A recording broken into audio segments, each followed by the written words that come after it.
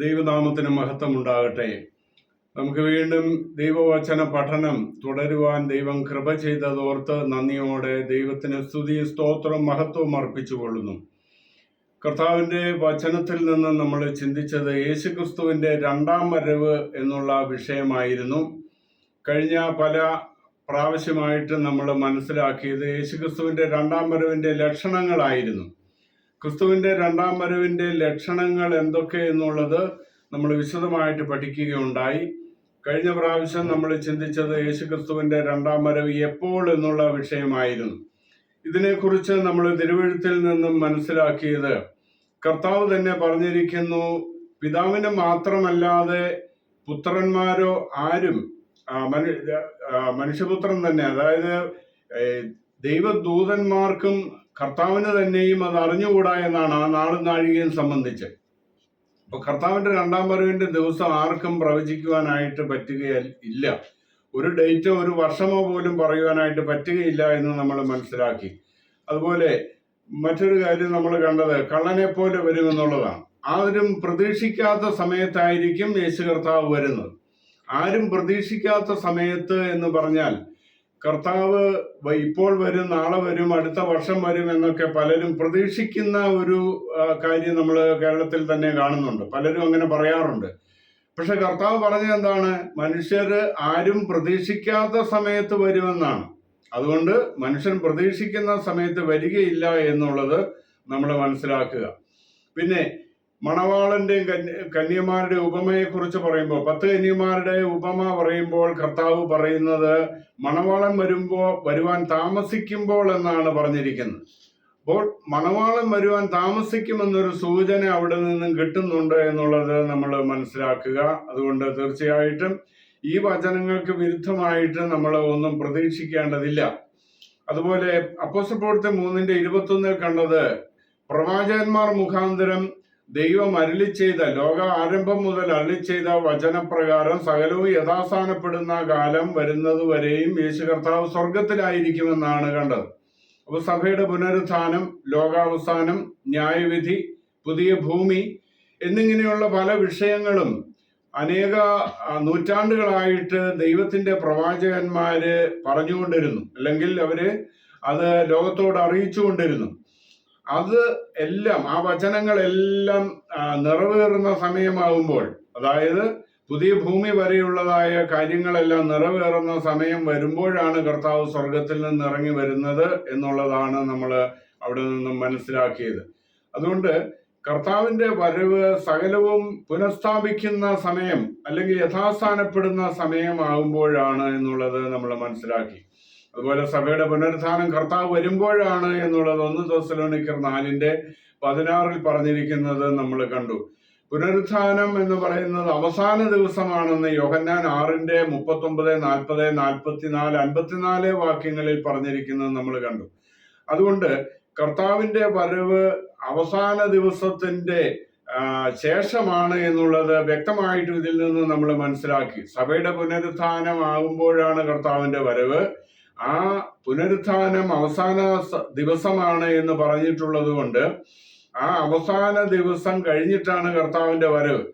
യോവേൽ 2:31 നമ്മൾ കാണുന്നത് കർത്താവിന്റെ വലുതും പ്രസിദ്ധവുമായുള്ള നാൾ വരും മുമ്പേ സൂര്യൻ ഇരുളായും ചന്ദ്രൻ രക്തമായും മാറിപ്പോകുമെന്നാണ് എഴുതിയിരിക്കുന്നത്. അപ്പോൾ കർത്താവിന്റെ ആ വരവ്, അല്ലെങ്കിൽ ആ ദിവസം, കർത്താവിന്റെ നാള്, കർത്താവിന്റെ ദിവസം എന്ന് പറഞ്ഞിരിക്കുന്നത് കർത്താവിന്റെ രണ്ടാം വരവിന്റെ ദിവസമാണ്. അത് സംഭവിക്കുന്നതിന് മുമ്പേ സൂര്യൻ ഇരുളായും ചന്ദ്രൻ രക്തമായും മാറിപ്പോകുമെന്നാണ് പറഞ്ഞിരിക്കുന്നത്. അത് നമ്മൾ കാണുകയുണ്ടായി. അതുപോലെ കർത്താവിന്റെ രണ്ടാം വരവ് എന്തിനാണ് എന്നുള്ളതിനെ കുറിച്ച് ചിന്തിച്ചപ്പോൾ സഭയെ തന്നോടുകൂടെ ചേർക്കുവാനാണ് എന്ന് പറഞ്ഞിരിക്കുന്ന വചനം നമ്മൾ കണ്ടു. തനിക്കായി കാത്തു നിൽക്കുന്നവരുടെ രക്ഷയ്ക്കായി അവൻ പാപം കൂടാതെ രണ്ടാമത് പ്രത്യക്ഷനാകും എന്നാണ് നമ്മൾ എബ്രായർ 9:28 വായിക്കുന്നത്. അതുപോലെ 1 തെസ്സലോനിക്കർ 4:16-17 വാക്യങ്ങളിൽ നമ്മൾ കണ്ടത് കർത്താവ് താൻ ഗംഭീരനാദത്തോടെ വരുമ്പോൾ സഭ ഉയർത്തെഴുന്നേൽക്കും. സ്വർഗത്തിൽ നിന്ന് ഇറങ്ങി വരുമ്പോൾ എന്നാണ് അവിടെ കാണുന്നത്. ഗംഭീരനാദത്തോടെ കർത്താവ് സ്വർഗത്തിൽ നിന്ന് ഇറങ്ങി വരുമ്പോൾ, അപ്പോൾ കർത്താവ് സഭയെ ചേർക്കുവാനായിട്ട് വന്നതിന് ശേഷം സ്വർഗത്തിലേക്ക് കയറിപ്പോയിട്ട് പിന്നെയും ഇറങ്ങുന്ന ഒരു പദ്ധതി ബൈബിളിൽ ഇല്ല. അതുകൊണ്ട് 1 തെസ്സലോനിക്കർ 4:16-17 വാക്യങ്ങളിൽ പറഞ്ഞിരിക്കുന്ന അതേ രണ്ടാം വരവാണ് വെളിപ്പാട് 19:11 മുതൽ സ്വർഗം തുറന്നിരിക്കുന്നതും ഒരു വെള്ളക്കുതിര പ്രത്യക്ഷമായി അതിന്മേൽ ഇരിക്കുന്നവന് ദൈവവചനം എന്ന പേര് എന്നൊക്കെ അവിടെ പറയുന്നുണ്ട്. അതുകൊണ്ട് ഈ വചനം നിറവേറുന്നത് കർത്താവിന്റെ ആ ഒരേ ഒരു രണ്ടാം വരവെങ്കിലാണ്. അത് സഭയെ തന്നോടുകൂടി ചേർക്കാൻ വരുന്നതാണ്. അതല്ലാതെ കർത്താവിന്റെ രണ്ടാം വരവിന് 2 ഘട്ടങ്ങളോ 2 പതനങ്ങളോ അല്ലെങ്കിൽ 2 രണ്ടാം വരവോ ഒന്നുമില്ല എന്നുള്ളത് നമ്മൾ മനസ്സിലാക്കണം. സ്വർഗത്തിൽ നിന്ന് ഇറങ്ങി വരുന്നത് 1 തെസ്സലോനിക്കർ 4:16-17 വാക്യങ്ങൾ പറഞ്ഞിരിക്കുന്നത് തന്നെയാണ്. ഈ പുതിയ നിയമത്തിൽ എല്ലാ ഭാഗത്തും പറഞ്ഞിരിക്കുന്ന ഒരേ ഒരു വരവാണ് എന്ന് നമ്മൾ മനസ്സിലാക്കുകയുണ്ടായി. അതുപോലെ ലോകാവസാനം വരുത്തുവാനാണ് കർത്താവ് വരുന്നതെന്ന് നമ്മൾ കണ്ടു. യെശയ്യാവ് 13:5 മുതൽ ഉള്ള വാക്യങ്ങളിൽ കാണുന്നത് ദേശത്തെയൊക്കെ നശിപ്പിപ്പാൻ ദൂരദേശത്തു നിന്ന് ആകാശത്തിന്റെ അറ്റത്തു നിന്നും യഹോവയും അവന്റെ കോപത്തിന്റെ ആയുധങ്ങളും വരുന്നു എന്ന് പറഞ്ഞിരിക്കുന്നത് നമ്മൾ കണ്ടു. 2 പത്രോസ് 3:10 മുതൽ 13 വരെയുള്ള വാക്യങ്ങളിൽ കർത്താവിന്റെ ആ ദിവസം കള്ളനെപ്പോലെ വരുമ്പോൾ ആകാശം കൊടുമുഴക്കത്തോടെ ഒഴിഞ്ഞു പോവുകയും മൂലപദാർത്ഥങ്ങൾ കത്തി കഴുകുകയും ഭൂമി മുതലുള്ള സകല പണികളും വെന്ത് ഉരുകുകയും ചെയ്യും എന്ന് പറഞ്ഞിരിക്കുന്നത് നമ്മൾ കാണുകയുണ്ടായി. അങ്ങനെ ലോകാവസാനം വരുത്തുവാനായിട്ടാണ് കർത്താവ് രണ്ടാമത് വരുന്നത്. തുടർന്ന് നമ്മൾ ഇന്ന് മനസ്സിലാക്കേണ്ട മറ്റൊരു കാര്യം, എന്തിനാണ് കർത്താവ് വരുന്നത്? ന്യായവിധിക്കായിട്ടാണ് വരുന്നതെന്ന് മത്തായി 16-27 വാക്യത്തിൽ നമ്മൾ കാണുന്നുണ്ട്. കർത്താവ് വരുന്നത് ന്യായവിധിക്കായിട്ടാണ്. മനുഷ്യപുത്രൻ തന്റെ പിതാവിന്റെ തേജസ്സിൽ വിശുദ്ധ ദൂതന്മാരുമായി വരും. അപ്പോൾ അവൻ ഓരോരുത്തരും അവനവന്റെ പ്രവൃത്തികൾക്ക് തക്ക പകരം കൊടുക്കുമെന്നാണ് മത്തായി 16:27 പറഞ്ഞിരിക്കുന്നത്. അപ്പൊ അതുകൊണ്ട് എപ്പോഴാണ് എന്ന് ചോദിച്ചാൽ വളരെ വ്യക്തമായിട്ട് ഇവിടെ പറയുന്നു. കർത്താവ് ഈ ദൈവദൂതന്മാരുമായിട്ട് വരുമ്പോഴാണ്, ന്യായവിധിക്കായിട്ടാണ് കർത്താവ് വരുന്നത്. മനുഷ്യപുത്രൻ തന്റെ തേജസ്സോടെ സകല വിശുദ്ധ ദൂതന്മാരുമായി വരും. അപ്പോൾ അവൻ ഓരോരുത്തരും അവനവന്റെ പ്രവൃത്തികൾക്ക് തക്ക പകരം കൊടുക്കും. അപ്പൊ എപ്പോഴാണെന്ന് ചോദിച്ചാൽ കർത്താവ് വരുമ്പോഴാണ്. കർത്താവ് വരുമ്പോൾ ഇവിടെ ഒരു സുഖകരമായ ജീവിതമോ ഒരു വാഴ്ചയോ ഒന്നും അല്ല കർത്താവ് കൽപ്പിച്ചിരിക്കുന്നത്. അപ്പോൾ അവൻ ഓരോരുത്തരും അവനവന്റെ പ്രവൃത്തികൾക്ക് തക്ക പകരം നൽകുമെന്നാണ്. ഇത് രണ്ടാമത് വരുമ്പോഴാണ് ചെയ്യുന്നത് എന്നുള്ളത് വളരെ വ്യക്തമായിട്ട് ഇവിടെ വെളിപ്പെടുത്തിയിരിക്കുകയാണ്. അതുപോലെ മത്തായി 25-ാം അധ്യായത്തിൽ അതിന്റെ 31 മുതലുള്ള വാക്യങ്ങളിൽ നമ്മൾ കാണുന്നത് ഈ ന്യായവിധിയെ കുറിച്ചാണ്. അതെപ്പോഴാണെന്ന് അവിടെയും പറയുന്നുണ്ട്. അതിന്റെ 31, മത്തായി 25:31 നമ്മൾ കാണുന്നു, മനുഷ്യപുത്രൻ തന്റെ തേജസ്സോടെ സകല വിശുദ്ധ ദൂതന്മാരുമായി വരുമ്പോൾ അവൻ തന്റെ തേജസ്സിന്റെ സിംഹാസനത്തിൽ ഇരിക്കും. സകല ജാതികളെ അവന്റെ മുമ്പിൽ കൂട്ടും. അവരെ രണ്ടായി വേർതിരിച്ച് ഇടത്തും വലത്തുമായി നിർത്തും. അവരോട് കർത്താവ് 2 കൂട്ടരോടും 2 വിധത്തിലുള്ളതായ കൽപ്പനകൾ പറഞ്ഞു അവരെ വിധിക്കുന്നതായിട്ട് നമ്മൾ ഇവിടെ കാണുന്നുണ്ട്. ഈ ന്യായവിധി കർത്താവ് വരുമ്പോഴാണെന്ന് ഇവിടെയും നമ്മൾ കാണുന്നു. ഒരേ ഒരു രണ്ടാം വരവേ ഉള്ളൂ എന്ന് നമ്മൾ കണ്ടു. അത് സഭയെ ചേർക്കുവാനായിട്ട് വരുന്ന വരവാണ്. ആ വരവെങ്കിൽ ഇവിടെ സംഭവിക്കുന്നത് തന്റെ സിംഹാസനത്തിൽ ഇരുന്ന സകല ജനതകളെ അവന്റെ മുമ്പിൽ കൂട്ടും. ഇവിടെ സകല ജനതകളെയും എന്ന് പറഞ്ഞാല് ചിലര് പറയുന്ന പോലെ ഈ ഇസ്രായേലിന്റെ ചുറ്റുമുള്ളതായ രാജ്യങ്ങൾ ജാതികളെ കൂട്ടുമെന്നുള്ളതല്ല ഇവിടെ പറയുന്നത്. ഇവിടെ സകല ജനതകളും എന്ന് പറഞ്ഞാല് ഭൂമിയിലുള്ള സകല ആളുകളെയുമാണ്. എന്ന് പറഞ്ഞാൽ ഉൽപ്പത്തി മുതൽ സൃഷ്ടി മുതൽ ലോകാവസാനം വരെയുള്ളതായ കാലത്ത് ജീവിച്ചിരുന്ന, വിവിധ കാലങ്ങളിൽ ജീവിച്ചിരുന്ന എല്ലാ മനുഷ്യരെയും ദൈവസിംഹാസനത്തിന്റെ മുമ്പിൽ കൂട്ടി ന്യായം വിധിക്കുന്ന ന്യായവിധിയാണ് ഇവിടെ നമ്മൾ കാണുന്നത്. ഇവിടെ സകല ജാതികളെയും എന്ന് പറഞ്ഞിരിക്കുന്നു. ഓൾ ദ നേഷൻസ് എന്നാണ് ഇംഗ്ലീഷിൽ കാണുന്നത്. അത് ഗ്രീക്കിലാകട്ടെ എത്നോസ് എന്നുള്ളതായ ഒരു വാക്കാണ്. ഈ സകല ജാതികളും എന്നുള്ളതിൽ യഹൂദന്മാർ ഉൾപ്പെടുന്നുണ്ട്. അതുപോലെ ദൈവമക്കളായ ക്രിസ്തീയ വിശ്വാസികൾ ഉൾപ്പെടുന്നുണ്ട്, സഭ ഉൾപ്പെടുന്നുണ്ട്. കാരണം നമ്മൾ മത്തായി 28 കർത്താവ് സകല ജാതികളോട് സുവിശേഷം അറിയിക്കുവാനായിട്ട് കൽപ്പിച്ചിരിക്കുന്ന കൽപ്പന ഈ യഹൂദന്മാരുൾപ്പെടെയുള്ള എല്ലാ ജാതികളോടുമാണ് സുവിശേഷം പറയുവാനായിട്ട് ശിഷ്യന്മാരാക്കുവാൻ കർത്താവ് കൽപ്പിച്ചത്.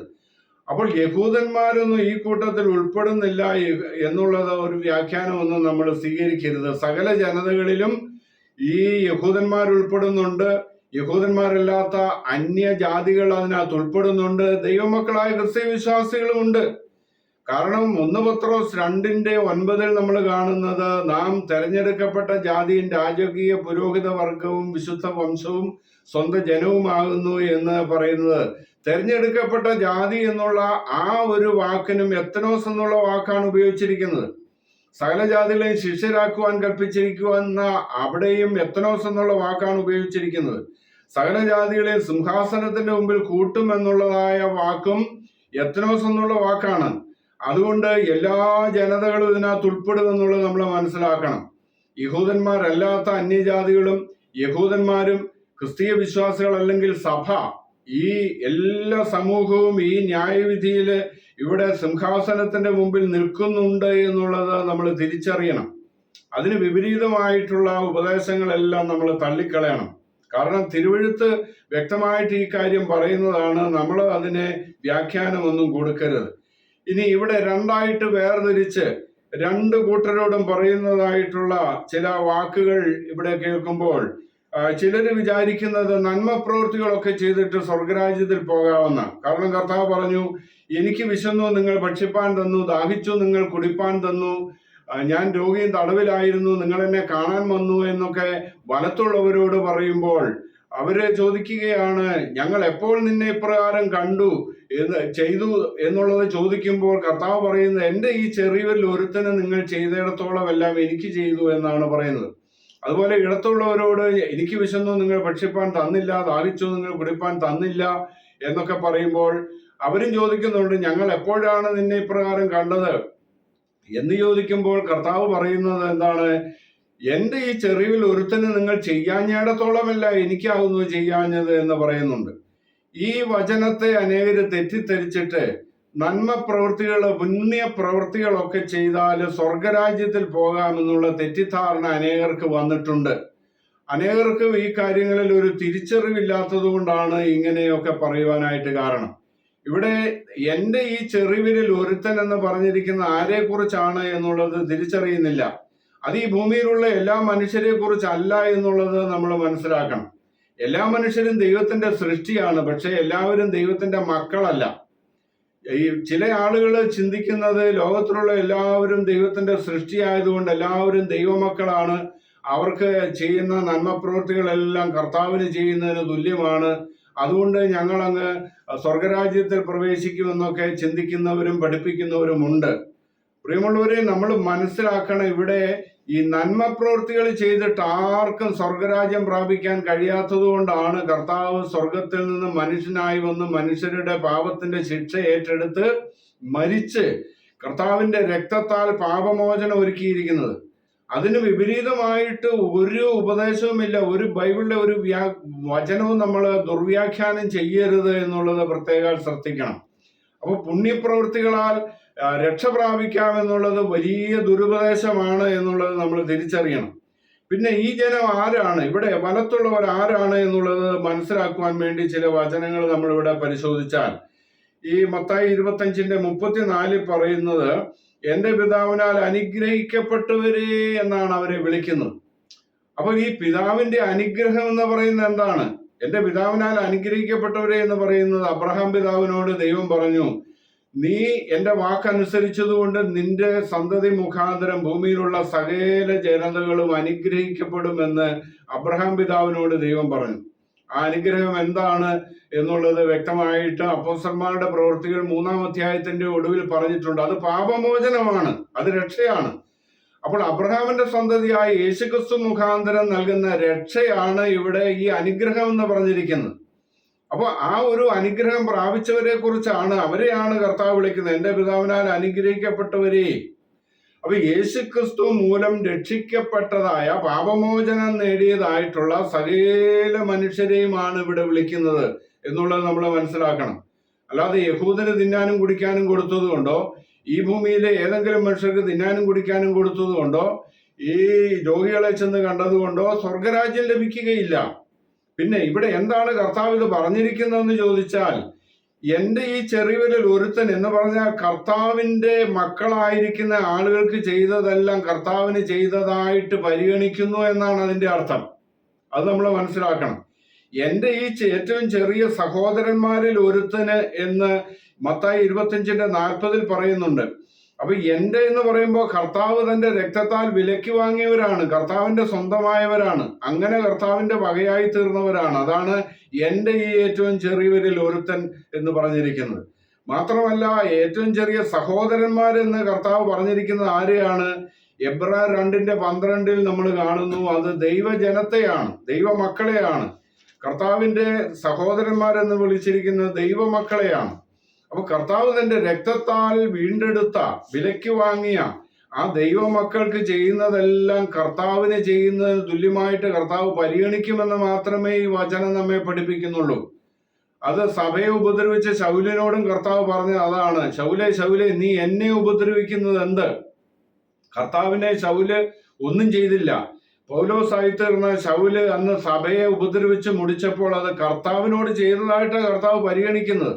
അതാണ് നമ്മൾ ഇവിടെയും മനസ്സിലാക്കേണ്ടതായ കാര്യം. അതുകൊണ്ട് പിതാവിനാൽ അനുഗ്രഹിക്കപ്പെട്ടവർ ക്രിസ്തീയ വിശ്വാസികൾ ഉൾപ്പെടുന്ന ദൈവജന സമൂഹമാണ്, സഭയാണ് എന്നുള്ളത് നമ്മൾ തിരിച്ചറിയണം.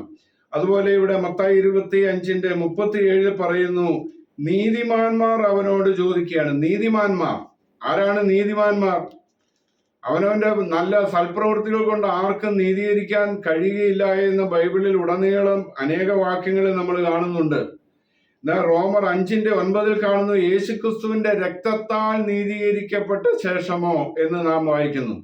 അപ്പൊ യേശുക്രിസ്തുവിന്റെ രക്തത്താലാണ് നീതീകരണം ലഭിക്കുന്നത് എന്ന് നമ്മൾ മനസ്സിലാക്കുക. അങ്ങനെ നീതീകരിക്കപ്പെട്ടവരെ കുറിച്ചാണ് ഇവിടെ വലതുഭാഗത്തിരിക്കുന്നവരെന്ന് പറഞ്ഞിരിക്കുന്നത്. ഈ ന്യായവിധി നാളിൽ കർത്താവിന്റെ വലതുഭാഗത്ത് നിൽക്കുന്നവർ നീതീകരിക്കപ്പെട്ടവരാണ്, പിതാവിന്റെ അനുഗ്രഹമായ രക്ഷയെ സ്വീകരിച്ചവരാണ്, യേശുവിന്റെ രക്തത്താൽ പാപമോചനം പ്രാപിച്ച നീതീകരിക്കപ്പെട്ട ആളുകളെയാണ്. എന്റെ ഈ ഏറ്റവും ചെറിയവരിൽ ഒരുത്തൻ എന്ന് പറയുന്നത് താൻ സ്വന്തം രക്തത്താൽ സമ്പാദിച്ച ദൈവത്തിന്റെ സഭയെയാണ്. അത് അപ്പോസ്തലന്മാരുടെ പ്രവൃത്തി 20:28 നാം വായിക്കുന്നു, താൻ സ്വന്തം രക്തത്താൽ സമ്പാദിച്ച ദൈവത്തിന്റെ സഭ. അപ്പോസ്തല പ്രവൃത്തി 20:28. അപ്പോൾ ഇവിടെ ഈ വാക്യങ്ങളിലൂടെ ഒക്കെ നമ്മൾ മനസ്സിലാക്കുന്നത് കർത്താവ് തന്റെ രക്തത്താൽ വീണ്ടെടുത്ത ദൈവജനമാണ് ഇവിടെ വലതുഭാഗത്ത് നിൽക്കുന്നത്, തന്റെ സഹോദരന്മാരാണ്, അത് ദൈവമക്കളാണ് എന്നുള്ളത് നമ്മൾ തിരിച്ചറിയണം. അപ്പോൾ അവരെയാണ് ഇവിടെ സ്വർഗരാജ്യത്തിലേക്ക് പ്രവേശിപ്പിക്കുന്നത്. പിന്നെ ദൈവമക്കളോട് എന്ത് ചെയ്തോ അതൊക്കെ കർത്താവിനോട് ചെയ്തതായിട്ട് താൻ പരിഗണിക്കും ന്യായവിധി നാളിൽ. അതാണ് നിങ്ങൾ ക്രിസ്തുവിനുള്ളവർ എന്നീ നാമത്തിൽ ഒരു പാനപാത്രം തണ്ണീർ മാത്രം കുടിപ്പാൻ കൊടുക്കുന്നവന് പ്രതിഫലം കിട്ടാതെ പോകയില്ല എന്ന് കർത്താവ് പറഞ്ഞിട്ടുണ്ട്. അതുകൊണ്ട് അങ്ങനെ ഒരു ഗ്ലാസ് വെള്ളം കൊടുത്തവർക്ക് പോലും പ്രതിഫലം ന്യായവിധി നാളിൽ ഉണ്ടാകും. അത് കർത്താവിന് ചെയ്തതായിട്ട് പരിഗണിക്കും എന്നുള്ളതൊക്കെയാണ് നമ്മൾ ഇവിടെ നിന്നും പഠിക്കേണ്ടത്. പിന്നെ ശപിക്കപ്പെട്ടവരെ എന്ന് വിളിച്ച് പിശാചിന് അവന്റെ ദൂതന്മാർക്ക് ഒരുക്കിയിരിക്കുന്ന നിത്യാഗ്നിയിലേക്ക് പോകുവിനെന്ന് 41-ാം വാക്യത്തിൽ നാം ഇവിടെ കാണുന്നു. എന്തുകൊണ്ടാണ് അവർ ശപിക്കപ്പെട്ടത്? അവരുടെ പാപത്തിന്റെ ഫലമായിട്ടുള്ള ശാപത്തിൽ നിന്നുള്ള വീണ്ടെടുപ്പ് ദൈവം ഒരുക്കിയിട്ടും അതിനെ സ്വീകരിക്കാതിരിക്കുന്നവർക്ക് ആ ശാപത്തിൽ നിന്നും മോചനമില്ല. അവരുടെ പാപത്തിന്റെ ഫലമായിട്ടുള്ള ശിക്ഷ അവർക്ക് കിട്ടും. 1 യോഹന്നാൻ 3:8 നാം കാണുന്നത്, പാപം ചെയ്യുന്നവനെല്ലാം പിശാചിന്റെ മകനാകുന്നു എന്നാണ് പറഞ്ഞിരിക്കുന്നത്. പാപം ചെയ്യുന്നവരെല്ലാം പിശാചിന്റെ മകനാണ്, മക്കളാണ്. ആ മക്കൾക്ക് പിതാവിന് കിട്ടുന്ന ഓഹരി തന്നെ മക്കൾക്കും കിട്ടും. ദൈവത്തിന്റെ മക്കളായവർക്ക് ദൈവത്തിന്റെ അവകാശ ഓഹരിയും പങ്കുമെല്ലാം കിട്ടും. പിശാചിന്റെ മക്കൾക്ക് അവനൊരുക്കിയിരിക്കുന്ന നിത്യാഗ്നിയായ നരകം അത് ലഭിക്കുമെന്നാണ് ഇവിടെ നമ്മൾ മനസ്സിലാക്കേണ്ടത്. അപ്പൊ ഈ ന്യായവിധി നടത്തുവാനായിട്ടാണ് കർത്താവ് വരുന്നത്. തന്റെ മഹത്വമുള്ള സിംഹാസനത്തിൽ ഇരുന്നു കൊണ്ട് കർത്താവ് ന്യായം വിധിക്കും. ഈ ഇടത്തുള്ളവർ നിത്യദണ്ഡനത്തിലേക്ക്, നീതിമാന്മാർ നിത്യജീവനിലേക്കും പോകുമെന്ന് മത്തായി 25:46 തുടർന്ന് പറഞ്ഞിരിക്കുന്നു. അതുകൊണ്ട് ഈ ന്യായവിധി നടത്തുവാൻ വേണ്ടിയാണ് കർത്താവ് വരുന്നത് എന്നുള്ളത് നമ്മൾ തിരിച്ചറിയുക. കർത്താവ് വരുമ്പോൾ ന്യായവിധിയാണ്, അല്ലാതെ ഇവിടെ ഒരു സുഖകരമായ ജീവിതമോ ഒരു 1000 ആണ്ട് വാഴ്ചയോ ഒന്നും ഇവിടെ പറഞ്ഞിട്ടില്ല എന്നുള്ളത് ശ്രദ്ധിക്കുക. നമ്മുടെ കർത്താവ് വരുമ്പോൾ ന്യായം വിധിച്ച് 2 സ്ഥലങ്ങളിലേക്ക് മനുഷ്യവർഗത്തെ അയക്കും. അത് തീർച്ചയായിട്ടും ഈ വചനങ്ങളിലൂടെ വളരെ വ്യക്തമാണ്. എന്നുള്ളത് നമ്മൾ തിരിച്ചറിയുക. മത്തായി 16:27 അത് തന്നെയാണ് നമ്മളെ പഠിപ്പിക്കുന്നത്. അപ്പൊ അതുകൊണ്ട് അപ്പോൾ അവൻ ഓരോരുത്തരും അവനവന്റെ പ്രവൃത്തിക്ക് തക്ക പകരം നൽകും. അപ്പൊ ദൈവത്തിന്റെ മക്കൾക്ക് അവരുടെ വിശ്വാസത്തിനൊത്തമുള്ള പ്രവൃത്തിയാണ്, അതിനെല്ലാം പ്രതിഫലം കൊടുക്കും. അതുപോലെ മറ്റുള്ളവർക്ക് രക്ഷയെ സ്വീകരിക്കാത്തവർക്ക് അവരുടെ പ്രവൃത്തിക്ക് തക്കവണ്ണം നിത്യശിക്ഷാവിധിയായ നരക തീ കൊടുക്കും. അതിന് നമ്മൾ കാണുന്ന ഗന്ധക തീപ്പൊയ്ക എന്ന് നമ്മൾ വായിക്കുന്നുണ്ട്. അപ്പൊ അങ്ങനെ 2 സ്ഥലങ്ങളിലേക്ക് അയക്കുകയാണ് കർത്താവ് ചെയ്യുന്നത്. അങ്ങനെ ഉള്ള ന്യായവിധിക്ക് വേണ്ടിയാണ് കർത്താവ് വരുന്നത് എന്നുള്ളത് നമ്മൾ തിരിച്ചറിയുക. ഇനി നമ്മൾ ചിന്തിക്കുവാൻ പോകുന്ന കർത്താവിന്റെ 2ാം വരവ് എങ്ങനെ എന്നുള്ളതാണ്. കർത്താവിന്റെ 2ാം വരവ് എന്തിനാണ് എന്നുള്ളത് നമ്മൾ കണ്ടു. ഇനി എങ്ങനെയാണ് എന്നുള്ളതിനെ കുറിച്ച് നമുക്ക് ഒന്ന് പരിശോധിക്കാം. ഇവിടെ ഈ കർത്താവ് 2ാമത് വരുമ്പോൾ രഹസ്യമായിട്ട് വരുമെന്ന് ചിലര് പറയുകയും പഠിപ്പിക്കുകയും ചെയ്യുന്നത് നിങ്ങൾ കേട്ടിട്ടുണ്ടായിരിക്കാം. പക്ഷേ ദൈവവചനം പറയുന്നത്, നമ്മുടെ കർത്താവ് തന്നെ പറഞ്ഞിരിക്കുന്നത് പരസ്യമായിട്ട് വരുമെന്ന് തന്നെയാണ്. രഹസ്യമായിട്ടൊരു വരവിനെ കുറിച്ച് കർത്താവ് പറഞ്ഞിട്ടില്ല എന്നുള്ളത് നമ്മൾ തിരിച്ചറിയുക. കാരണം ഇവിടെ മത്തായി 24:27 പറയുന്നത് എങ്ങനെയാണെന്ന് നോക്കുക. മിന്നൽ കിഴക്ക് നിന്ന് പുറപ്പെട്ട് പടിഞ്ഞാറോളം വിളങ്ങും പോലെ മനുഷ്യപുത്രന്റെ വരവ് ആകും. മിന്നൽ കിഴക്ക് നിന്ന് പുറപ്പെട്ട് പടിഞ്ഞാറോളം വിളങ്ങും പോലെ മനുഷ്യപുത്രന്റെ വരവ് ആകുമെന്നാണ് ഇവിടെ പറയുന്നത്. അങ്ങനെ ഈ മിന്നൽ രഹസ്യമായിട്ടാണോ മിന്നുന്നത്? തീർച്ചയായിട്ടും അത് അങ്ങനെയല്ല എന്നുള്ളത് നമുക്കറിയാം. മിന്നൽ നമ്മൾ ലൂക്കോസ് 17-ാം അധ്യായത്തിൽ അതിന്റെ 24-ാം വാക്യത്തിൽ ഈ കാര്യം കാണുന്നത് ഇങ്ങനെയാണ്. മിന്നൽ ആകാശത്തിന് കീഴെ ദിക്കോട് ദിക്കെല്ലാം തിളങ്ങി മിന്നുന്നത് പോലെ മനുഷ്യപുത്രൻ തന്റെ ദിവസത്തിലാകും. അപ്പൊ ദിക്കോട് ദിക്കെല്ലാം തിളങ്ങി മിന്നുന്നത് പോലെ എന്ന് പറഞ്ഞാൽ എല്ലാവരും കാണുമെന്ന് തന്നെയാണ് അതിന്റെ അർത്ഥം. പരസ്യമായിട്ട് തന്നെയാണ് കർത്താവ് വരുന്നത്. ഇനി അതിന്റെ 26-ാം വാക്യം നോക്കുക. അവിടെയും നമ്മൾ കാണുന്നത് നോഹയുടെ കാലത്ത് സംഭവിച്ച പോലെ മനുഷ്യപുത്രന്റെ നാളിലും ഉണ്ടാകും. അവിടെ നോഹയുടെ കാലത്ത് ഒരു കൂട്ടർ നശിക്കുകയും ഒരു ചെറിയ സമൂഹം രക്ഷ പ്രാപിക്കുകയും ചെയ്തതുപോലെ കർത്താവ് വരുന്ന നാളിൽ ഇവിടെ മനുഷ്യപുത്രന്റെ നാൾ എന്നാണ് അതിനെക്കുറിച്ച് പറയുന്നത്. 24-ാം വാക്യത്തെ പറയുന്നു മനുഷ്യപുത്രൻ തന്റെ ദിവസത്തിൽ, മനുഷ്യപുത്രന്റെ ദിവസം. അതുപോലെ 29-ാം വാക്യത്തിൽ കാണുന്നു ലോത്ത് സൊദോം വിട്ട നാളിൽ ആകാശത്ത് നിന്ന് തീയും ഗന്ധകവും പെയ്ത് എല്ലാവരെയും മുടിച്ചു കളഞ്ഞു. മനുഷ്യപുത്രൻ വെളിപ്പെടുന്ന നാളിൽ ഔവണ്ണം തന്നെ ആകുമെന്നാണ് 30-ാം വാക്യത്തിൽ പറയുന്നത്. ലൂക്കോസ് 17:30. അപ്പൊ അതുകൊണ്ട് കർത്താവിന്റെ വരവിങ്കൽ ഒരു കൂട്ടർക്ക് നാശവും മറ്റുള്ളവർക്ക് രക്ഷയുമാണ് എന്നുള്ളത് വളരെ വ്യക്തമായിട്ട് ഇവിടെ നമ്മൾ കാണുന്നു. അല്ലാതെ ഇതിന് വിപരീതമായിട്ട് ഒരു വചനവുമില്ല. അങ്ങനെയുള്ള വ്യാഖ്യാനങ്ങളെല്ലാം നമ്മൾ തള്ളിക്കളയണം. കർത്താവിന്റെ 2ാം വരവ് എല്ലാവരും കാണത്തക്ക നിലയിലാണ്. ദിക്കോട് ദിക്കെല്ലാം തിളങ്ങി മിന്നുന്ന മിന്നല് പോലെയാണെന്ന് പറഞ്ഞാൽ എല്ലാവരും കാണുമെന്ന് തന്നെയാണ് അതിന്റെ അർത്ഥം. ഇനി കുറച്ചുകൂടെ വ്യക്തമായിട്ട് ഈ കാര്യം വെളിപ്പാട് പുസ്തകം 1-ാം അധ്യായത്തിന്റെ 7-ാമത്തെ വാക്യത്തിൽ പറയുന്നുണ്ട്. വെളിപ്പാട് 1-ൽ പറയുന്നത്, ഇതാ അവൻ മേഘാരൂഢനായി വരുന്നു, ഏത് കണ്ണും അവനെ കുത്തി തുളച്ചവരും അവനെ കാണും, ഭൂമിയിലെ ഗോത്രങ്ങളൊക്കെയും അവനെ ചൊല്ലി വിലപിക്കുമെന്നാണ്. ഇവിടെ കർത്താവിന്റെ വരവ് എങ്ങനെയാണെന്ന് പറയുന്നത് ശ്രദ്ധിക്കണം. മേഘത്തിലാണ് വരുന്നത്. ആകാശം മേഘത്തെ വാഹനമാക്കിയാണ് കർത്താവ് വരുന്നത്. ആ വരുന്ന വരവ് എല്ലാവരും കാണും. എവരി ഐ എന്നാണ് ഇംഗ്ലീഷിൽ അത് കാണുന്നത്. എല്ലാ കണ്ണുകളും കാണുമെന്ന് തന്നെ ദൈവവചനം പറയുമ്പോൾ, അല്ല കർത്താവിന്റെ 2ാം വരവ് രഹസ്യമായിട്ടാണെന്നൊന്ന് ആരെങ്കിലും പറഞ്ഞാൽ അതൊന്നും വിശ്വസിക്കരുത്. അതെല്ലാം തള്ളിക്കളയണം. സകല കണ്ണുകളും കാണും, അവനെ കുത്തി തുളച്ചവരും കാണുമെന്നാണ് വെളിപ്പാട് 1:7 പറയുന്നത്. അപ്പൊ അതിന്റെ അർത്ഥം എന്താണ്? കർത്താവിന്റെ വരവിങ്കൽ കർത്താവിനെ അന്ന് മനുഷ്യനായിട്ട് ഈ ഭൂമിയിലായിരുന്നപ്പോൾ കുത്തി തുളച്ച ആളുകളും ആ കാലത്ത് ഉയർത്തെഴുന്നേറ്റ് കർത്താവിന്റെ വരവ് കണ്ട് വിലപിക്കും. ഭൂമിയിലെ ഗോത്രങ്ങളൊക്കെയും അവനെ ചൊല്ലി വിലപിക്കും. കർത്താവിനെ കുത്തി തുളച്ചവരും വിചാരണ ചെയ്തവരും വിസ്തരിച്ചവരും ക്രൂശിക്കുവാൻ ഏൽപ്പിച്ചു കൊടുത്തവരും വിധി കൽപ്പിച്ച പീലാത്തോസ് ഉൾപ്പെടെ സകലരും കാണും. മത്തായി 26:64 നമ്മുടെ കർത്താവ് ഈ തന്നെ വിചാരണ നടത്തി വിസ്തരിച്ചതായിട്ടുള്ള ശാസ്ത്രിമാരോടും പരീശന്മാരോടും മഹാപുരോഹിതന്മാരും അതുപോലെ മൂപ്പന്മാരെന്നൊക്കെ അവിടെ പറയുന്നുണ്ട്. അങ്ങനെ സന്നിധി സംഘം, അവര് ന്യായാധിപ സംഘം വിചാരണ നടത്തുവാൻ ഇരുന്നപ്പോൾ കർത്താവിനോട് പല ചോദ്യങ്ങൾ ചോദിച്ചിട്ട് ഒന്നും മിണ്ടുന്നില്ല. അവസാനം മഹാപുരോഹിതന് എന്താണ് പറയുന്നത്? നീ ദൈവത്തിന്റെ പുത്രനാണോ എന്ന് ഞാൻ ജീവനുള്ള ദൈവത്തെ കൊണ്ട് ആണയിട്ട് ചോദിക്കുന്നു എന്ന് പറഞ്ഞു. അപ്പോൾ ദൈവത്തിന്റെ നാമത്തിൽ ആണയിട്ട് ചോദിച്ചപ്പോൾ കർത്താവിന് സംസാരിക്കാതിരിക്കാൻ പറ്റിയില്ല. അപ്പോൾ കർത്താവ് പറഞ്ഞു, ഞാനാകുന്നു. ഇനി മനുഷ്യപുത്രൻ സർവശക്തന്റെ വലതുഭാഗത്തിരിക്കുന്നതും ആകാശമേഘങ്ങളെ വാഹനമാക്കി വരുന്നതും നിങ്ങൾ കാണുമെന്ന് പറഞ്ഞു. അപ്പോൾ അവരും കാണുമെന്നുള്ളത് നമ്മൾ മനസ്സിലാക്കണം. ഈ ആളുകളും കർത്താവിന്റെ വരവ് കാണുകയും വിലപിക്കുകയും ചെയ്യും. വലിയൊരു നിലവിളിയാണ് ആ കർത്താവിന്റെ വരവ് കണ്ട് ഈ ഭൂമിയിൽ സംഭവിക്കുന്നത്. അപ്പൊ അവരും കാണും, കാരണം അവര് ഉയർത്തെഴുന്നേൽക്കും. കർത്താവിന്റെ വരവിന്റെ നാളിൽ സഭ ആദ്യം ഉയർത്തെഴുന്നേറ്റ് ആകാശമേഘങ്ങളിൽ എടുക്കപ്പെട്ട ശേഷം സൂര്യൻ ഇരുണ്ടു പോകുന്നതായിട്ടുള്ള ദിവസത്തെ തുടർന്ന് യഹോവയുടെ ദിവസമാണ്, കർത്താവിന്റെ ദിവസമാണ്. അന്ന് കർത്താവിന്റെ ആ വരവ് ഈ അവിശ്വാസികളെല്ലാം ഉയർത്തെഴുന്നേറ്റ് കണ്ട് നിലവിളിക്കുമെന്നാണ് ഇവിടെ പറഞ്ഞിരിക്കുന്നത്. ഏത് കണ്ണും, വെവരി ഐ, എല്ലാ കണ്ണുകളും കാണും. തന്നെ കുത്തിത്തുളച്ചവരും വിചാരണ ചെയ്തവരും മഹാപുരോഹിതന്മാരെ സകല മനുഷ്യരും കാണുമെന്ന് വ്യക്തമായിട്ടും ഇവിടെ പറഞ്ഞിരിക്കുകയാണ്. അതുകൊണ്ട് നമ്മൾ ഇത് തിരിച്ചറിയുവാനായിട്ട് ഇടയായി തീരട്ടെ.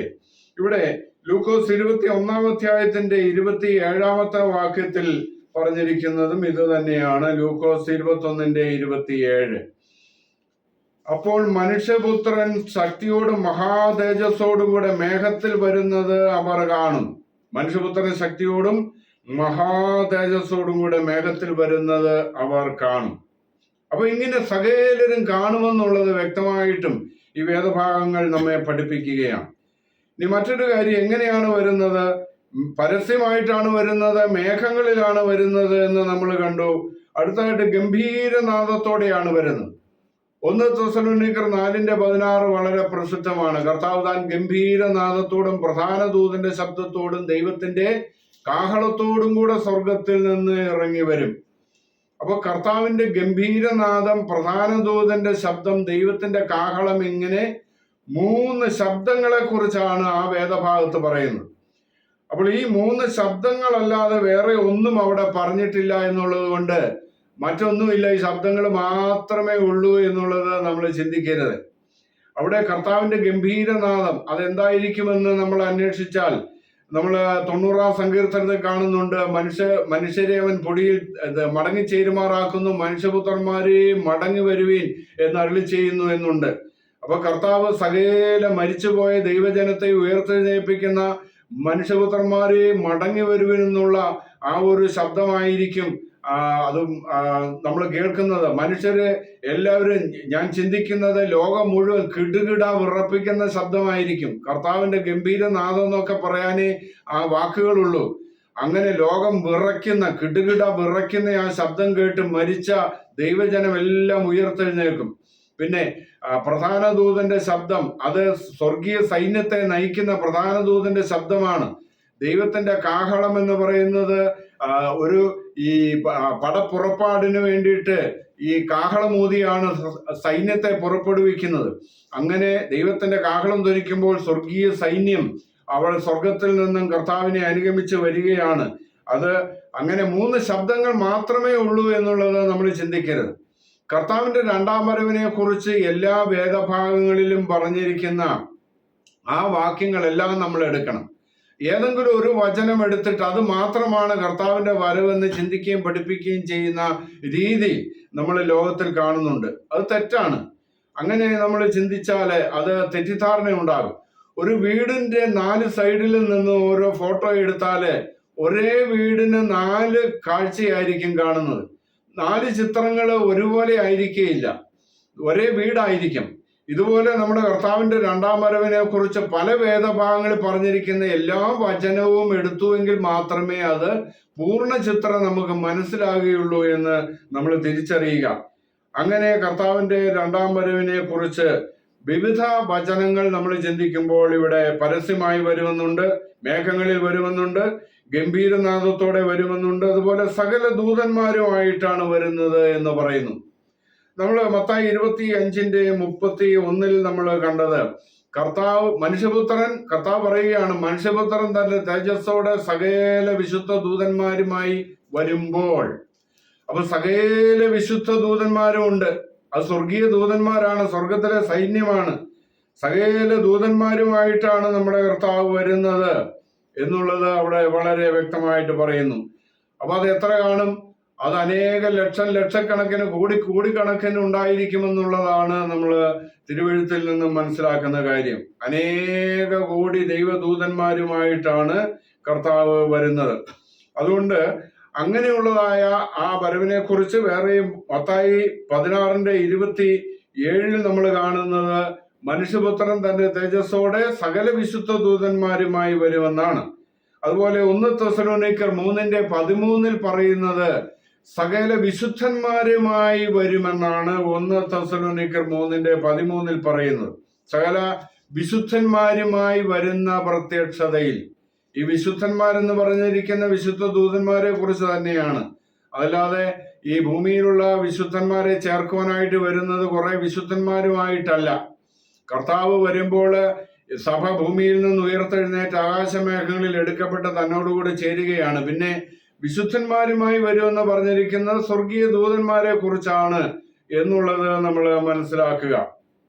അതുപോലെ യൂദ എഴുതിയ ലേഖനം 15-ാമത്തെ വാക്യത്തിൽ കർത്താവ് എല്ലാവരെയും ന്യായം വിധിക്കുവാനായിട്ട് അനേകം വിശുദ്ധന്മാരുമായിട്ട് വന്നിരിക്കുന്നു എന്ന് പ്രവചിച്ചിരിക്കുന്നു എന്ന് നമ്മൾ കാണുന്നുണ്ട്.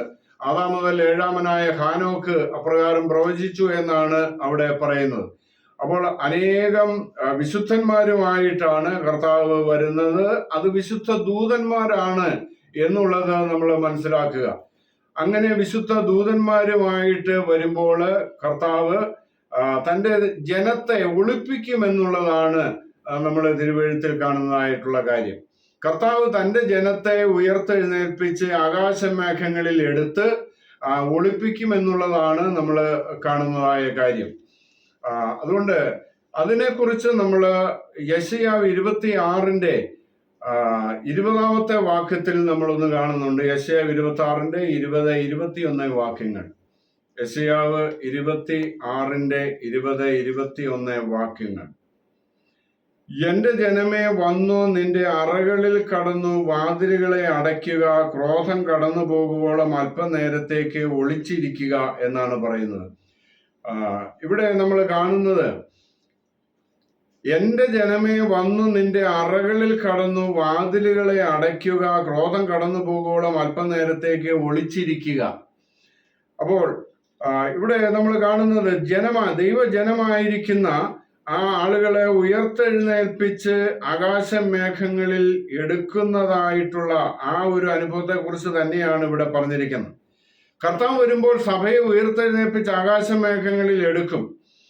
അപ്പോൾ ആ ജനത്തെ ഇവിടെ ദൈവത്തിന്റെ ക്രോധം കടന്നു പോകുവോളം ഒളിപ്പിക്കുന്നതായിട്ടുള്ള കാര്യമായിട്ടാണ് ഇവിടെ പറയുന്നത്. യഹോവ ഭൂവാസികളെ അവരുടെ അകൃത്യം നിമിത്തം സന്ദർശിക്കുവാൻ തന്റെ സ്ഥലത്ത് നിന്ന് ഇതാ വരുന്നു എന്നാണ് 21-ാം വാക്യത്തിൽ പറയുന്നത്. യെശയ്യാവ് 26:20-21 നമ്മളിവിടെ വായിക്കുന്നത്. ഭൂമി താൻ കുടിച്ച രക്തമൊക്കെയും വെളിപ്പെടുത്തും, തന്നിലുള്ള ഹതന്മാരെ ഇനി മൂടി വെക്കുകയുമില്ല. യഹോവ ഭൂവാസികളെ അവരുടെ അകൃത്യം നിമിത്തം സന്ദർശിക്കുവാൻ തന്റെ സ്ഥലത്ത് നിന്ന് വരുമ്പോൾ ദൈവജനത്തെ ഒളിപ്പിക്കുകയാണ്. കാരണം ദൈവക്രോധം അവിടെ നിറവേറുകയാണ്. ദൈവത്തിന്റെ കോപം ജ്വലിച്ചുകൊണ്ടാണ് കർത്താവ് വരുന്നത്. അപ്പോൾ ദൈവജനത്തെ ഒളിപ്പിച്ച് സംരക്ഷിക്കുകയാണ് ചെയ്യുന്നത്. അപ്പൊ ഇങ്ങനെ വലിയ കോപം ജ്വലിച്ചുകൊണ്ട് വരുന്നതായിട്ടുള്ള വരവിനെ കുറിച്ച് നമ്മൾ കാണുന്നത് യെശയ്യാവ് 66:15 നമ്മൾ കാണുന്നത് അഗ്നിജ്വാലയിൽ പ്രത്യക്ഷമാകുമെന്നാണ്. കർത്താവ് വരുന്നത് അഗ്നിജ്വാലയിലാണ് എന്ന് കാണുന്നുണ്ട്. കർത്താവ് എങ്ങനെ വരുമെന്നുള്ളതിന്റെ മറ്റൊരു ഉത്തരമാണ് ഇവിടെ നമ്മൾ കാണുന്നത്. സകല ദൂതന്മാരുമായി വരിക മാത്രമല്ല, അഗ്നിജ്വാലയിലാണ് വരുന്നത്. അപ്പൊ ദൈവത്തിന്റെ കോപത്തിന്റെ ഫലമാണ് ഈ അഗ്നി.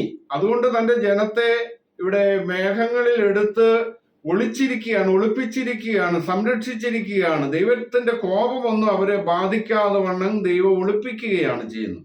യെശയ്യാ 65:15-16 വാക്യങ്ങളിൽ നമ്മൾ കാണുന്നു, യഹോവ തന്റെ കോപത്തെ ഉഗ്രതയോടും തന്റെ ശാസനയെ അഗ്നി ജ്വാലകളോടും കൂടെ നടത്തുവാൻ അഗ്നിയിൽ പ്രത്യക്ഷമാകും. അവന്റെ രഥങ്ങൾ ചുഴലിക്കാറ്റ് പോലെ ആയിരിക്കും. യഹോവ അഗ്നി കൊണ്ടും വാൾ കൊണ്ടും സകല ജഡത്തോടും വ്യവഹരിക്കും. യഹോവയുടെ നിഹതന്മാർ വളരെ ആയിരിക്കും. അപ്പൊ ഇവിടെ നമ്മൾ കാണുന്നത് യഹോവ തന്റെ കോപത്തെ ഉഗ്രതയോടെ തന്റെ ശാസന അഗ്നിജാലകളോടുകൂടെ നടത്തുവാൻ അഗ്നിയിൽ പ്രത്യക്ഷമാകും. അവന്റെ രഥചക്രങ്ങൾ ചുഴലിക്കാറ്റ് പോലെ ആയിരിക്കും. യഹോവ അഗ്നി കൊണ്ടും വാൾ കൊണ്ടും സകല ജഡത്തോടും വ്യവഹരിക്കുമെന്നാണ് പറഞ്ഞിരിക്കുന്നത്. അപ്പോൾ അഗ്നിജ്വാലയിലാണ് കർത്താവ് പ്രത്യക്ഷമാകുന്നത് എന്ന് വ്യക്തമായിട്ടും ഈ വേദഭാഗം നമ്മെ പഠിപ്പിക്കുകയാണ്. ഇനി സങ്കീർത്തനം 50-ന്റെ 3-ാമത്തെ വാക്യത്തിൽ നമ്മൾ വായിക്കുമ്പോൾ അവിടെ കാണുന്നതും ഇതേപോലെ അഗ്നിയിൽ പ്രത്യക്ഷമാകുമെന്നാണ് അവിടെ കാണുന്നത്. 50-ാം സങ്കീർത്തനം 3-ാം വാക്യം, നമ്മുടെ ദൈവം വരുന്നു, മൗനമായിരിക്കുകയില്ല, അവന്റെ മുമ്പിൽ തീ ദഹിപ്പിക്കുന്നു, അവന്റെ ചുറ്റും വലിയൊരു കൊടുങ്കാറ്റടിക്കുന്നു. അവന്റെ മുമ്പിൽ തീ ദഹിപ്പിക്കുന്നു, അവന്റെ ചുറ്റും വലിയൊരു കൊടുങ്കാറ്റടിക്കുന്നു. ദൈവത്തിന്റെ ക്രോധാഗ്നിയാണ് ഈ തീ എന്ന് പറയുന്നത്. വലിയ തീയാണ്. നമ്മള് സീനാമലയിൽ യഹോവ ഇറങ്ങിയതിനെ കുറിച്ചുള്ള വിവരണം കാണുമ്പോൾ, അത് വായിക്കുമ്പോൾ അവിടെ തന്നെ കാണുന്നത് യഹോവ അഗ്നിയിൽ ഇറങ്ങി എന്നാണ് അവിടെ പറയുന്നത്. അപ്പോൾ അഗ്നിയിൽ ഇറങ്ങിയതായിട്ടുള്ള ആ ദൈവത്തിന്റെ മഹത്വത്തിന്റെ പൂർണ്ണതയാണ് ഇവിടെ യേശു കർത്താവിന്റെ 2-ാം വരവിൽ കാണുന്നത്. അതുപോലെ 2 തെസ്സലോനിക്കർ 1-ന്റെ 6-ാമത്തെ വാക്യത്തിൽ നമ്മൾ കാണുന്നത് അവിടെ കർത്താവ് ശക്തിയുള്ള ദൂതന്മാരുമായി സ്വർഗത്തിൽ നിന്ന് അഗ്നിജ്വാലയിൽ പ്രത്യക്ഷനായി ദൈവത്തെ അറിയാത്തവർക്കും സുവിശേഷം അനുസരിക്കാത്തവർക്കും പ്രതികാരം കൊടുക്കുമ്പോൾ എന്നാണ് കാണുന്നത്. അപ്പോൾ അവിടെ നമ്മൾ കാണുന്നത് ഈ അഗ്നിയിലാണ് കർത്താവ് വരുന്നത്. അങ്ങനെ സുവിശേഷം അനുസരിക്കാത്തവർക്ക് പ്രതികാരം കൊടുക്കും, ദൈവത്തെ അറിയാത്തവർക്കും പ്രതികാരം കൊടുക്കും. അതിനുവേണ്ടി അഗ്നിയിലാണ് വരുന്നത്. അപ്പോൾ ഇവിടെ അനേക വാക്യങ്ങൾ ഇതുപോലെ നമുക്ക് കാണുവാൻ സാധിക്കുന്നുണ്ട്. സെഫന്യാവിന്റെ പുസ്തകം 1-ാം അധ്യായത്തിന്റെ 18-ാമത്തെ വാക്യത്തിലും 2-ാം അധ്യായത്തിന്റെ 8-ാമത്തെ വാക്യത്തിലും നമ്മൾ കാണുന്നത് സർവഭൂമിയും യഹോവയുടെ അഗ്നിക്ക് തീഷ്ണത അഗ്നിക്കിരയായിത്തീരുമെന്നാണ്. സർവഭൂമിയും യഹോവയുടെ തീഷ്ണത അഗ്നിക്കിരയായിത്തീരും. സെഫന്യാവ് 1-ന്റെ 18, 2-ന്റെ 8 വാക്യങ്ങളിൽ ഇങ്ങനെ നമുക്ക് കാണുവാൻ സാധിക്കും. അപ്പോൾ ദൈവത്തിന്റെ ആ മഹത്വവും തേജസ്സും ശക്തിയും ഹേതുവായിട്ട് ദൈവത്തിന്റെ കോപം ജ്വലിക്കുമ്പോൾ തന്നെ വലിയ തീയാണ് പുറപ്പെടുന്നത് എന്നുള്ളത് കാണുന്നുണ്ട്. അപ്പൊ സർവഭൂമി യഹോവയുടെ തീഷ്ണതാഗ്നിക്ക് ഇരയാകുമ്പോൾ ദൈവസഭ ആകാശ മേഘങ്ങളിൽ എടുക്കപ്പെട്ട മേഘങ്ങളിൽ സുരക്ഷിതരായിട്ട് യഹോവ അവരെ ഒളിപ്പിച്ചിരിക്കുന്ന അറയിൽ കടന്ന് വാതിലുകളെ അടയ്ക്കുക, ക്രോധം കടന്നു പോകുമ്പോൾ അല്പസമയത്തേക്ക് ഒളിച്ചിരിക്കുക എന്നുള്ള വചനപ്രകാരം അവരെ സംരക്ഷിച്ചിരിക്കുകയാണ്. ആ സമയത്ത് വലിയ കോപം ജ്വലിച്ചുകൊണ്ട് കർത്താവ് ഇങ്ങോട്ട് വരുന്ന വരവിന്റെ സമയമാണ്. അതിനെക്കുറിച്ച് നമ്മൾ കാണുന്നത് ഭൂമിയിൽ വസിക്കുന്നവരൊക്കെയും പരീക്ഷിക്കാനുള്ള പരീക്ഷാകാലത്ത് ഞാൻ നിന്നെ കാക്കുമെന്ന് ഉള്ള ഒരു പരീക്ഷാ സമയത്തെ കുറിച്ച് വെളിപ്പാട് 3-ൽ നമ്മൾ കാണുന്നുണ്ട്. അങ്ങനെ ദൈവത്തിന്റെ ജനത്തെ ഈ എല്ലാവരെയും പരീക്ഷിക്കുന്ന ഹവർ ഓഫ് ട്രയൽ എന്നുള്ളതാണ്. ദൈവകോപത്തിന്റെ ഒരു ടെസ്റ്റ് ഡോസ് ആണ്. കർത്താവിന്റെ വരവിങ്കൽ തന്നെ മഹാകോപം ജ്വലിച്ചുകൊണ്ട് കർത്താവ് വരുമ്പോൾ സംഭവിക്കുന്ന അനേക കാര്യങ്ങൾ നമ്മൾ തിരുവെഴുത്തിൽ വായിക്കുമ്പോൾ ആ ദൈവകോപം ജ്വലിച്ചുകൊണ്ട് വരുന്നതിൽ നിന്നും സഭയെ സംരക്ഷിച്ചിരിക്കുന്ന ആ സംരക്ഷണത്തെ നമുക്ക് മനസ്സിലാക്കുവാൻ സാധിക്കും. ലൂക്കോസ് 21-ാം അധ്യായത്തിന്റെ 25 മുതൽ 28 വരെയുള്ളതായ വാക്യങ്ങളിൽ നമ്മൾ കാണുന്നത് ഒന്ന് വായിക്കാം. ലൂക്കോസ് 21-ാം അധ്യായത്തിന്റെ 25 മുതൽ 28 വരെയുള്ളതായ വാക്യങ്ങൾ. സൂര്യനിലും ചന്ദ്രനിലും നക്ഷത്രങ്ങളിലും ലക്ഷ്യങ്ങളുണ്ടാകും.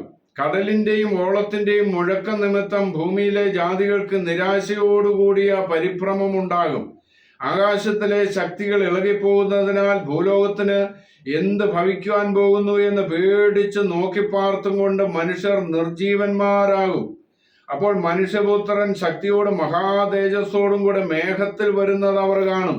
ഇത് സംഭവിച്ചു തുടങ്ങുമ്പോൾ നിങ്ങളുടെ വീണ്ടെടുപ്പ് അടുത്ത് വരുന്നത് കൊണ്ട് നിവർന്ന തല പൊക്കുകയും. അപ്പൊ ഇവിടെ സംഭവിക്കുന്നത് കണ്ടോ, സൂര്യനിലും ചന്ദ്രനിലും നക്ഷത്രങ്ങളിലും ഒക്കെ ലക്ഷ്യങ്ങൾ ഉണ്ടാകും, എന്തൊക്കെയോ അടയാളങ്ങൾ ഉണ്ടാകും. കടലിന്റെയും ഓളത്തിന്റെയും മുഴക്ക നിമിത്തം ഭൂമിയിലെ ജാതികൾക്ക് നിരാശയോടുകൂടിയ പരിഭ്രമം ഉണ്ടാകും. ആകാശത്തിലെ ശക്തികൾ ഇളകിപ്പോകുന്നതിനാൽ ഭൂലോകത്തിന് എന്ത് ഭവിപ്പാൻ പോകുന്നു എന്ന് പേടിച്ച് നോക്കിപ്പാർത്തുകൊണ്ട് മനുഷ്യർ നിർജീവന്മാരായി തീരുകയാണ്. അപ്പോൾ ഇങ്ങനെ ഈ മഹാശക്തിയോടെ കർത്താവ് വരുന്ന വരവിനെ കുറിച്ചാണ് ഇവിടെ കാണുന്നത്. മത്തായി 24:30 കാണുന്ന, അപ്പോൾ മനുഷ്യപുത്രൻ മഹാശക്തിയോടും തേജസ്സോടും കൂടെ മേഘത്തിൽ വരുന്ന അവർ കാണും.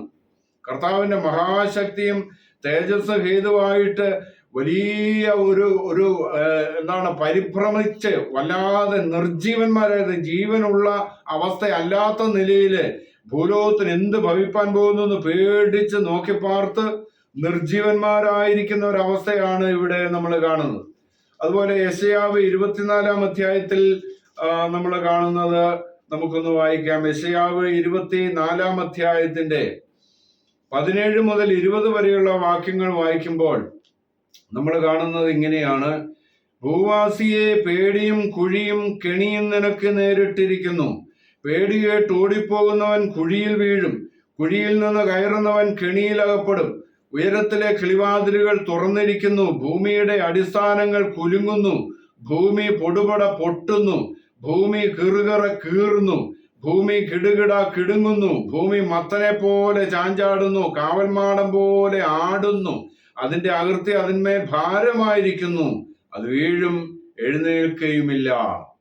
ആമേൻ. മഹാശക്തിയോടെ തേജസ്സോടെ കർത്താവ് വരുമ്പോൾ, ആ കോപം ജ്വലിച്ചുകൊണ്ട് വരുമ്പോൾ ഇങ്ങനെയുള്ള ഒരു അനുഭവങ്ങളാണ് ഉണ്ടാകുന്നത്. ഭൂമി കിടുകിട കിടുങ്ങുന്നു, കിറുകിറ കീറുന്നു, പൊടുപട പൊട്ടുന്നു, കാവൽമാടം പോലെ ആടുന്നു. ഇങ്ങനെ ഭൂലോകത്തിന് എന്ത് ഭവിപ്പാൻ പോകുന്നു പേടിച്ച് നോക്കിപ്പാർത്ത് മനുഷ്യർ നിർജീവന്മാരായിട്ട് ഭൂലോകത്തില് വസിക്കുന്നതായിട്ടുള്ള അവിശ്വാസികളുടെ കാര്യമാണ് ഇവിടെ പറയുന്നത്.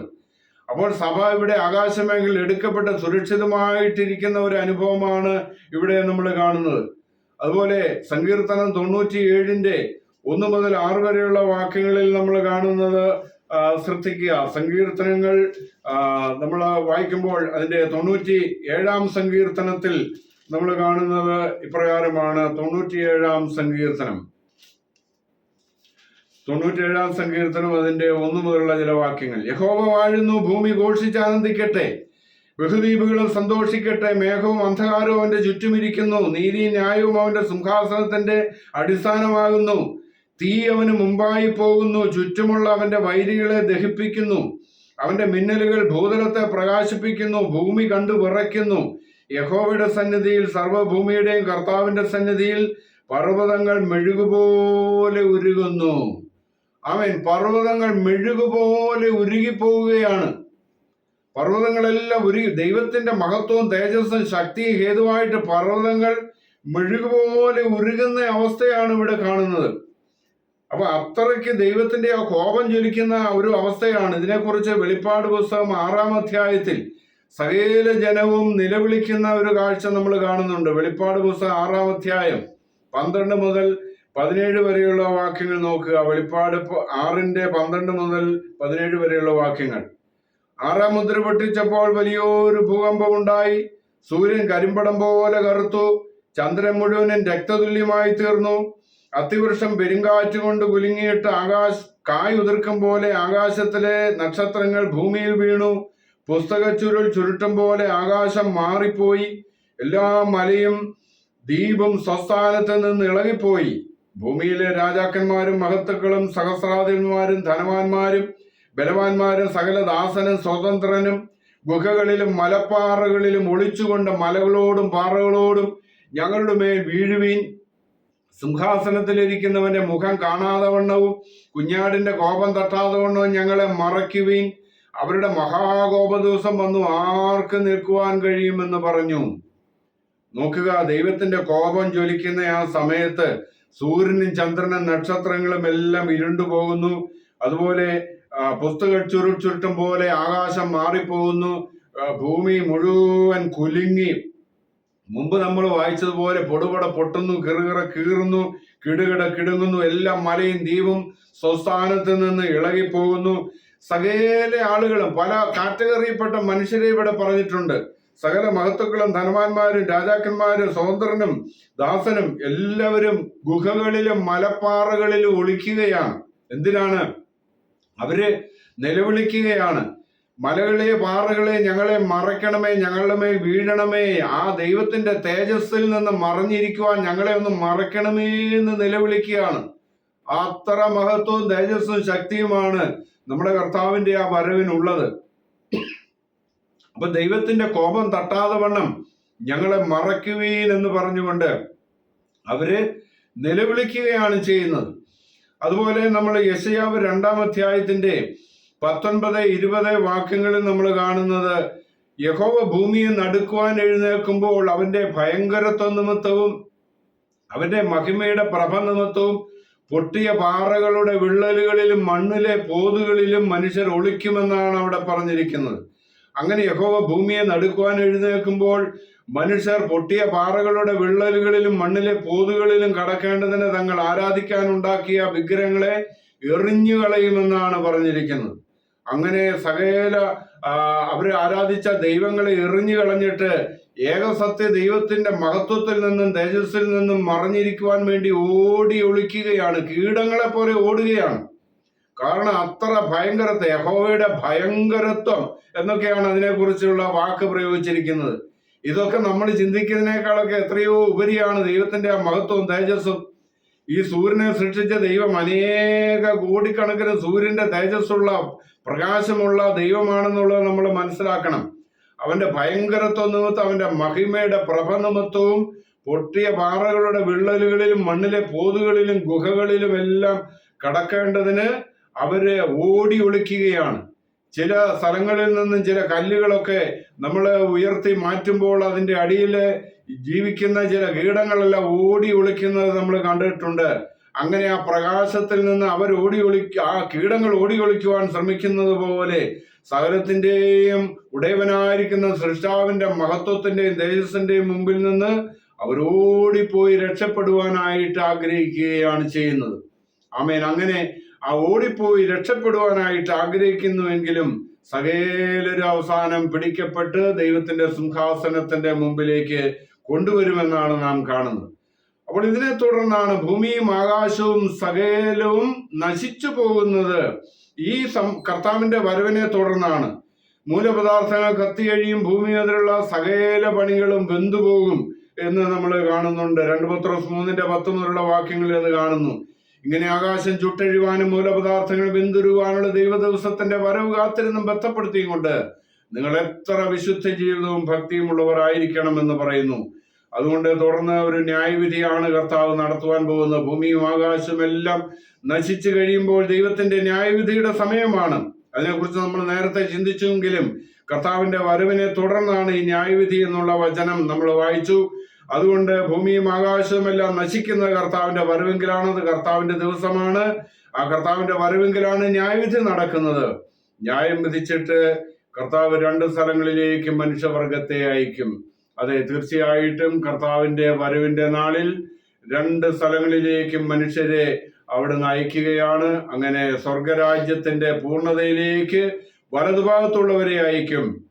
എന്റെ പിതാവിനാൽ അനുഗ്രഹിക്കപ്പെട്ടവരെ വരുവീൻ, ലോകസ്ഥാപനം മുതൽ നിങ്ങൾക്കായി ഒരുക്കിയിരിക്കുന്ന രാജ്യം അവകാശമാക്കിക്കൊള്ളുവീൻ എന്ന് കർത്താവ് വലത്തുള്ളവരോട് അരുളിച്ചെയ്യും.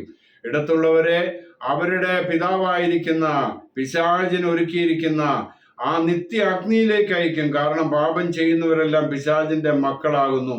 ആകയാൽ അനേകരെ പിശാചിന്റെ അധീനതയിൽ നിന്നും ആ നരകത്തിൽ നിന്നും വീണ്ടെടുക്കുവാനായിട്ട് ദൈവമായ കർത്താവ് ആവശ്യമായ വചനങ്ങൾ അവരോട് പറയുവാൻ നമ്മെ സഹായിക്കുമാറാകട്ടെ. നമ്മുടെ കർത്താവിന്റെ ആ ന്യായവിധിയെ തുടർന്ന് ദൈവജനം പുതിയ ആകാശവും പുതിയ ഭൂമിയും സൃഷ്ടിക്കപ്പെടുന്നതായിട്ടുള്ള ആ സമയത്ത് കർത്താവിന്റെ ജനം പുതിയ ഭൂമിയിൽ പുതിയ യെരൂശലേം നഗരത്തിൽ എന്നേക്കും ജീവിക്കുമെന്നാണ് നാം കാണുന്നത്. ന്യായവിധിക്ക് ശേഷം തീർച്ചയായിട്ടും കർത്താവിന്റെ ആ സ്വർഗീയ ഭവനത്തിലേക്ക്, മണവാളന്റെ ഭവനത്തിലേക്ക് മണവാട്ടിയെ കൊണ്ടുപോകുമെന്നുള്ളത് ഉറപ്പാണ്. കാരണം യഹൂദന്മാരുടെ വിവാഹ രീതി അനുസരിച്ച് അങ്ങനെയാണ് ചെയ്യുന്നത്. മാത്രമല്ല, പുതിയ ഭൂമിയിലേക്ക് സഭ എന്ന മണവാട്ടി എവിടെ നിന്നാണ് ഇറങ്ങി വരുന്നതെന്ന് വെളിപ്പാട് 21 നാം കാണുന്നു. അത് സ്വർഗത്തിൽ നിന്ന്, ദൈവസന്നിധിയിൽ നിന്ന് തന്നെ ഇറങ്ങി വരുന്നു എന്നാണ് പറഞ്ഞിരിക്കുന്നത്. അവിടെയാണ് കർത്താവ് നമുക്ക് വേണ്ടി ഭവനം ഒരുക്കുന്നത്. ആ ഭവനത്തിൽ പ്രവേശിപ്പിച്ച് ആ ഭവനത്തോടുകൂടി സ്വർഗീയ ഭവനമായിരിക്കുന്ന പുതിയ യെരൂശലേമില് ആയിരുന്നു കൊണ്ട് പുതിയ ഭൂമിയിലേക്ക് ആ സഭ എന്ന മണവാട്ടി ഇറങ്ങി വരും. അങ്ങനെ സ്വർഗീയ പൗരന്മാർ സ്വർഗീയ ശരീരത്തിൽ, സ്വർഗീയ നഗരത്തിൽ, സ്വർഗീയ പിതാവിനോടും പുത്രനോടും ഒപ്പം എന്നേക്കും സ്വർഗീയ ജീവിതം നയിക്കുന്ന ആ നാളിനായിട്ട് നമുക്ക് പ്രത്യാശയോടെ കാത്തിരിക്കാം. അതിനുവേണ്ടി നമുക്കൊരുങ്ങാം, അതിനുവേണ്ടി വിശ്വസ്ത ജീവിതം നയിക്കാം. അവസാനത്തോളം വിശ്വസ്തരായിട്ട് കർത്താവിൽ ആശ്രയിച്ചുകൊണ്ട് മുന്നോട്ട് പോകുവാൻ അവിടുന്ന് നമ്മെ സഹായിക്കട്ടെ, അനുഗ്രഹിക്കുമാറാകട്ടെ. ഈ വചനങ്ങളാൽ ദൈവം നമ്മെ അനുഗ്രഹിക്കുമാറാകട്ടെ.